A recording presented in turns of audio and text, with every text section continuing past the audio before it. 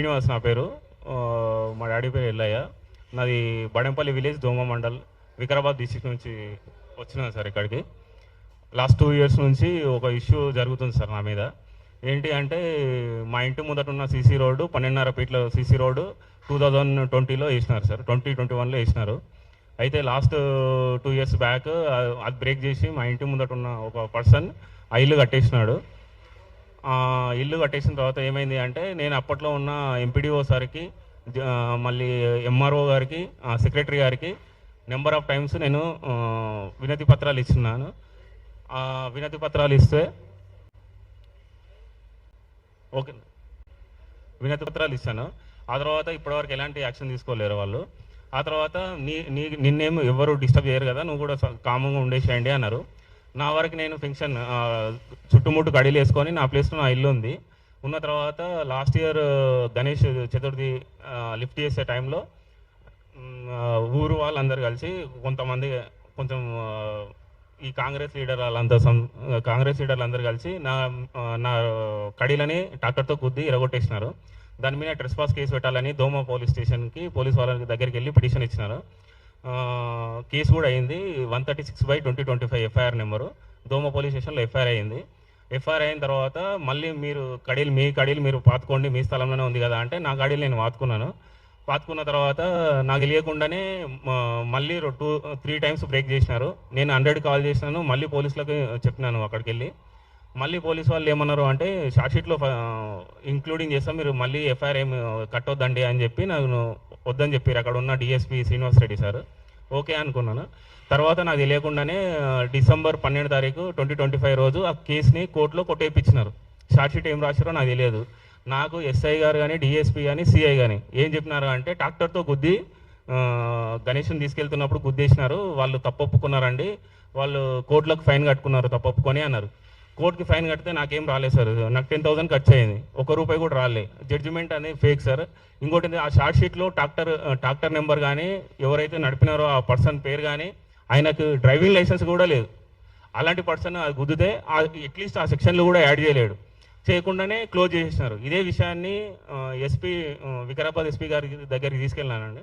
తీస్తే ఆమె ఏమన్నారు అంటే మళ్ళీ కూడా ఇరగొట్టినారు మేడం, ఏంది ఉండాలన్నా, ఏం చేయాలి మీరే లాస్ట్ ఓప్తో వచ్చినా అని చెప్తే ఆమె 3rd 2026 January 3కి ఫస్ట్ కేసు దోమ పోలీస్ స్టేషన్లో ఒక ఎఫ్ఐఆర్ అయింది. నాకు వాళ్ళపైన మళ్ళీ కట్టినారు, ట్రెస్పాస్ కేసు కట్టినారు. ఈ 2 కేసులు కట్టినా అని చెప్పి వాళ్ళు షార్ట్షీట్ అక్కడ ఉన్న దోమ ఎస్ఐ షార్ట్షీట్ ఫైల్ చేయలేదు, స్టిల్ ఇప్పటివరకు కూడా వేయలేదు. March 22కి మా ఊరికి నేను వెళ్ళాను, బండి పైన వెళ్తే ఎవరైతే నేను 2 ఎఫ్ఐఆర్లు వేసానో వాళ్ళు 3 కట్టెలతో వచ్చి రాళ్ళతో వచ్చి నన్ను కొట్టినారు. నా 2 చేతులు హెడ్ ఇంజూరీ అయింది. అది అక్కడ కొట్టేసి ఒక ఊరి అడవులో వాడేసి వెళ్ళిపోయినారు. పడేస్తే ఆ కుక్కలు అరిచబడడం వల్ల చుట్టుపక్కల వాళ్ళు చూసి 100 కాల్ చేసి పంపించినారు. నేను పరిగి పోలీస్ స్టేషన్కి వచ్చి, అది పరిగి గవర్నమెంట్ హాస్పిటల్కి వచ్చి, జాయ్ హాస్పిటల్లో వచ్చి ట్రీట్మెంట్ చేసుకున్నాను. ఏమంటారు, సర్జరీ కూడా అయింది. అయితే నాకు తెలియకుండా ఇందులో 10 to 15 members ఇంక్లూడింగ్ ఉన్నారు. వాళ్ళు ఫోన్లు మాట్లాడారు, కార్ని తీసుకొచ్చి స్విఫ్ట్ డిజైర్ కార్ కూడా వచ్చినది.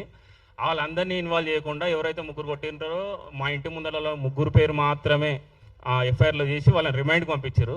ఆఫ్టర్ రిమైండ్ తర్వాత నేను ఎస్ఐ గారికి ఫోన్ చేస్తే ఇప్పుడేం రావద్దమ్మా, చార్జ్షీట్ టైంలో మేము పిలుస్తాం, అప్పుడు రండి మీరు అని చెప్పినారు. ఇప్పుడు లాస్ట్ మంత్ మేలో నేను ఒకసారి వికారాబాద్ ఎస్పీ గారిని కానీ, మళ్ళీ డిఎస్పీని ప్లస్ ఇక్కడ డీజీపీ ఆఫీస్ని కూడా పోయి కలిసినాను. నేను కలిస్తే వాళ్ళు ఇప్పటివరకు ఎలాంటి యాక్షన్ తీసుకోలేరు. నాకు తెలియకుండానే నా దగ్గర ఉన్న ఎవిడెన్సెస్, వాళ్ళు కొడుతున్నప్పుడు వీడియో ప్రూఫ్స్ కానీ, ఫొటోస్ కానీ, నా బట్టలు నన్ను కొట్టినప్పుడు అక్కడ ఉన్న శివ అనే పర్సన్ నా మీద మూత్రం పోసినాడు, ఆ బట్టలు కూడా ఉన్నాయి, మీరు ఫోరెన్సిక్ పంపేయండి కదా, సిడిఆర్ కూడా తీయండి కదా, ఇంకా మిగతా వాళ్ళు ఉంటారు అని చెప్తే వాళ్ళు తీయకుండా షార్ట్ షీటు దోమ ఎస్ఐ కట్టేసినాడు. ఇప్పుడు నేను ఎవరి దగ్గరికి వెళ్ళినా బేసిక్గా ఈ కేసు విషయంలో ఎవరు హెల్ప్ చేయట్లేదు, అందుకని చెప్పి ఇక్కడికి వచ్చినాను సార్.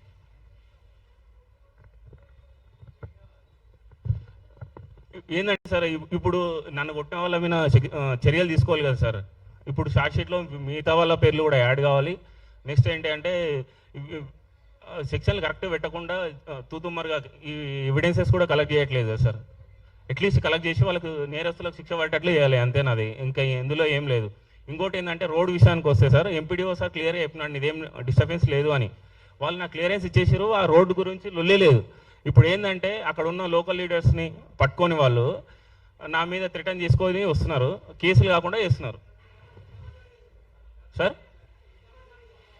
ముగ్గురు ప్రత్యక్షంగా కొట్టినారు సార్, వాళ్ళకు 10 మెంబర్స్ దాకా సపోర్ట్ చేసినారు సార్. అంటే నన్ను ఒక బండి మీద తీసుకెళ్ళారు, తర్వాత కార్లోకి షిఫ్ట్ చేసినారు, తర్వాత వేరే ఊరికి తీసుకెళ్ళారు, ఆడ రాళ్ళు స్టోన్తో ఎత్తేసినారు ఆ మీద. వేసిన తర్వాత వాళ్ళకి మిగతా మెంబర్స్ ఆ పర్సన్స్ పక్క ఊరి సర్పంచ్ కాల్ చేస్తే నేను తర్వాత ఈ మొన్న కాల్ చేస్తే నేనే పంపించలేదు, ఇంకా చాలా మంది ఉన్నారు తమ్ముడు, వాళ్ళు మొత్తం బిస్కెట్ చేస్తున్నారు, వాళ్ళు అంటే కేసుని ఒత్తిళ్ళు వేసినట్టున్నారు ఎస్ఐకి అది అని చెప్తున్నారు సార్. ఇంకా చాలా మంది ఉన్నారు, కార్ నెంబర్ కూడా తెలుసు నాకు, ఏదైతే కార్ వచ్చిందో ఆ కార్ నెంబర్ తెలుసు, ఆ పర్సన్ పేరు కూడా తెలుసు. వాళ్ళ పేర్లు మాత్రము ఎస్ఐ అసలు పట్టించుకోవట్లేదు సార్. డిఎస్పీ సార్ కూడా లైట్ తీసుకున్నాడు. ఇదే విషయానికి అయ్యి నేను డిఎస్పీని అడిగితే పర్లేదమ్మా, ఇప్పుడు ఛార్జ్ షీట్ ఫైల్ చేస్తే ఏముంది, నువ్వు ఏదైతే ఎవిడెన్సెస్ ఉన్నాయో వాటిని తీసి మాకు ఫోన్ వాట్సాప్ చేయండి లేదా పిన్ డ్రైవ్లు వేసి ఇవ్వండి అని అంటున్నారు సార్. సార్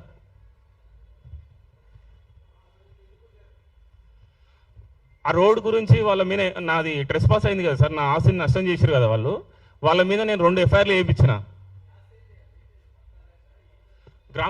గ్రామకంట ల్యాండ్ సార్, అది అందరు వాళ్ళది గ్రామకంట ల్యాండ్, నాది గ్రామకంట ల్యాండ్. నా ఇంటి ప్రహరీ గోడని వాళ్ళు ఊలగొట్టినారు, నేను ఇక్కడ వాటిని కరెక్ట్ కట్టి నేను హైదరాబాద్కి రాగానే మళ్ళీ ఊలగొట్టేశారు. ఇట్లా 2-3 టైమ్స్ చేసినారు, 2 సార్లు ఎఫ్ఐఆర్ అయ్యింది. ఆ ఎఫ్ఐఆర్ అయ్యింది, వాళ్ళేమో నార్మల్గా పంచాయతీ పెట్టేసి క్లోజ్ చేద్దాము అది చెప్పి నువ్వు వదిలేసే 3 గజాల స్థలం వదిలేసే నన్ను చెప్పినారు. నేను ఎంపీడీఓ గారికి పోయి లెటర్ ఇచ్చి నేనెందుకు వదిలేస్తే అది రోడ్డు లేదు, 2012 నుంచి ఉన్న ఫొటోస్ ఏరియల్వి కూడా ఆయనకి ఇచ్చిన, ఆయన నీదేం తప్పు లేదని చెప్పినాడు సార్. నాకు ఎంపీడీఓ గారిని కూడా మాట్లాడినా, నాకు ఆపోజిట్ అయినదే తప్పు ఉంది, ఆ వెరిఫికేషన్కి వచ్చారు ఎంపీడీఓ వచ్చి ఆపోజిట్ అయినది తప్పు ఉంది కదా, ఆయనను కూర్చొని మాట్లాడబెట్టండి పోయి ఈ అబ్బాయిని ఎందుకు డిస్టర్బ్ చేస్తున్నారని ఆయన చెప్పేసి వెళ్ళిపోయింది సార్. ఆల్రెడీ ఇది Badampalli village, Doma mandal, Vikarabad district sir. నేను ప్రైవేట్ జాబ్ చేస్తున్నాను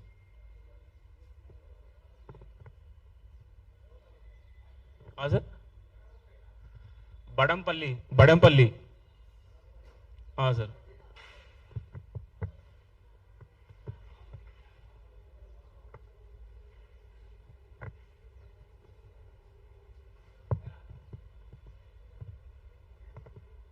నా పేరు మంచాల శ్రీనివాస్ సార్.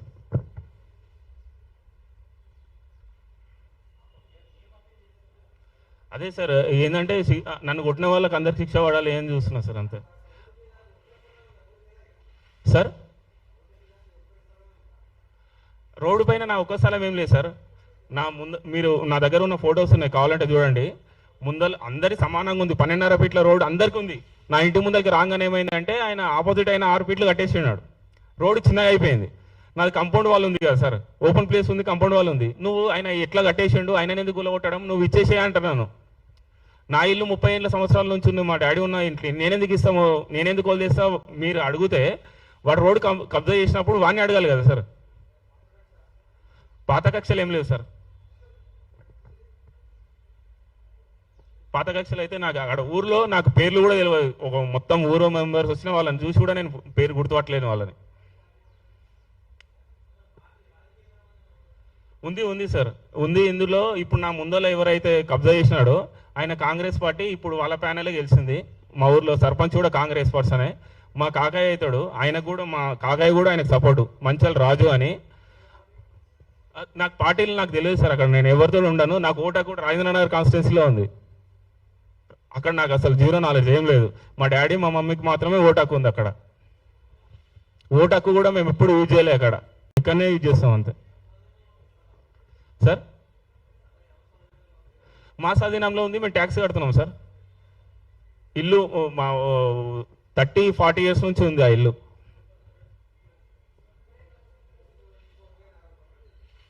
పోలీస్ లేదు, లిటరల్లీ పోలీస్ సార్. నేను 1.5 ఇయర్ నుంచి పోలీస్ స్టేషన్కి ఎవ్రీడే వెళ్తున్నా. ఒక Doma police station sir, Doma police station. 2025 ఈ గణేష్ చతుర్థి అంటే ఆగస్టు సార్, ఆగస్టు నుంచి డిసెంబర్ వరకు 2 డేస్కి 3 డేస్కి ఒకసారి రమ్మంటాడు సార్ ఎస్ఐ అక్కడికి. ఆయన కలవాడు మాట్లాడాడు. ఆయన కలవకపోతే మనం ఏం చేయాలంటే సిఐ ఆఫీస్ దగ్గరికి వెళ్ళాలి. పరిగిలు ఉంటుంది మళ్ళీ 10 to 15 కిలోమీటర్ డిస్టెన్స్. మళ్ళీ సిఐ దగ్గరికి వెళ్తే ఎస్ఐ దగ్గరికి చెప్తాడు. మళ్ళీ ఎస్ఐ ఫోన్ లేపాడు, మాట్లాడతా సార్, సాల్వ్ చేస్తా సార్ అని చెప్తాడు ఎస్ఐ అంతే. మళ్ళీ వాళ్ళిద్దరితో అయితే లేదని చెప్పి పరిగిలో ఉన్న డిఎస్పీ శ్రీనివాస్ రెడ్డి సార్ దగ్గరికి వెళ్ళినా సార్. ఆయన కూడా సేమ్ నేను పోయినప్పుడు ఈ పిల్లగాడు ఎన్నిసార్లు వస్తాడు పోయి నా దగ్గరికి, నువ్వు క్లోజ్ చేయి, వాళ్ళకి భయపెట్టించి క్లోజ్ చేయి, ఈ పిల్లగాని ప్రాపర్టీలోకి వచ్చి ఇట్లా డ్యామేజ్ చేస్తారు అని చెప్పి ఎస్ఐని తిడతాడు. ఈయన మన ముందర తిట్టేశాను నా ముందల. మళ్ళీ నేను దోమ పోలీస్ స్టేషన్కి పోగానే సేమ్ తంతు. ఆయన పట్టించుకోడు. ఇక వసంత్ ఏదో ఉంది సార్, ఆయన మొన్న వచ్చి 2 years కూడా కాలేదు ఆయనకు జాబు. ఇంకోటి ఏంటంటే విడ్డూరం ఏంటంటే సార్, నేను కేసు పెడితే నాకు షార్ట్ షీట్ పేపర్ ఇయ్యరంట, కోర్టులో తీసుకోవాలంట నేను. ఇదే వికారాబాద్ ఎస్పీ కానీ మన పోలీసు వ్యవస్థ కానీ ఏమంటున్నారంటే ఎఫ్ఐఆర్ కాపీ ఇంటికి వెళ్ళి ఎఫ్ఐఆర్ ఇవ్వాలా, షార్ట్ షీట్ ఇద్దరికి ఇవ్వాలి, కేసు పెట్టినోనికి ఇవ్వాలి, పెట్టించుకున్నాను కూడా వాడిని అవతలని కూడా ఇవ్వాలి అని చెప్పి మనోళ్ళు టీవీలలో కానీ వాళ్ళ సోషల్ మీడియాలో పేజీలలో కానీ అప్లోడ్ చేస్తున్నారు. కానీ నేను కేసు పెడితే నాకు షార్ట్ షీట్ ఇవ్వడంట, కోర్టులో వెళ్ళి తీసుకో అంటాడు. ఎఫ్ఐఆర్ కాపీ పోగానే వెరిఫై చేసి 1 hour ఇవ్వాలి, 2 days ఇవ్వాలి సార్. 1 week ఉన్నా సార్ నేను. సీసీ కెమెరా పోలీస్ స్టేషన్లో సీసీ కెమెరా పనిచేస్తాయి అంటే 1 week ఎవ్రీ డే పోయినా. మార్నింగ్ 9కి వెళ్ళి ఈవినింగ్ 7 వరకు అక్కడనే ఉండేటోని. 7 వరకు ఉన్నా ఆయన ఎఫ్ఐఆర్ కాపీ చేతికియాడు. ఎంపీటీఓ తోటి మాట్లాడుతున్నా, ఎంఆర్ఓ తోటి మాట్లాడుతున్నా, అందరితో మాట్లాడి టైం వేస్ట్ చేసి 5-6 days తర్వాత ఇస్తాడు. మళ్ళీ ఎస్పీ ఆఫీస్కి పోతేనే. కోర్టుకి నా దగ్గర డబ్బులు లేవు సార్, లిటరలీ డబ్బులు లేవు. ఇప్పుడు ఇక్కడికి ఎందుకు వచ్చినా అంటే నేను అప్ అండ్ డౌన్ పోయేసి వస్తే, ఇదే వికారాబాద్ దోమ అక్కడికి మా ఊరికి వెళ్ళేసి వస్తే 2000 ఖర్చు అవుతుంది నాకు ఎవ్రీ టైం. ఇది అందుకోసమే ఇక్కడికి వచ్చి ఇక లాస్ట్ హోప్ ఇంకా లిటరలీ.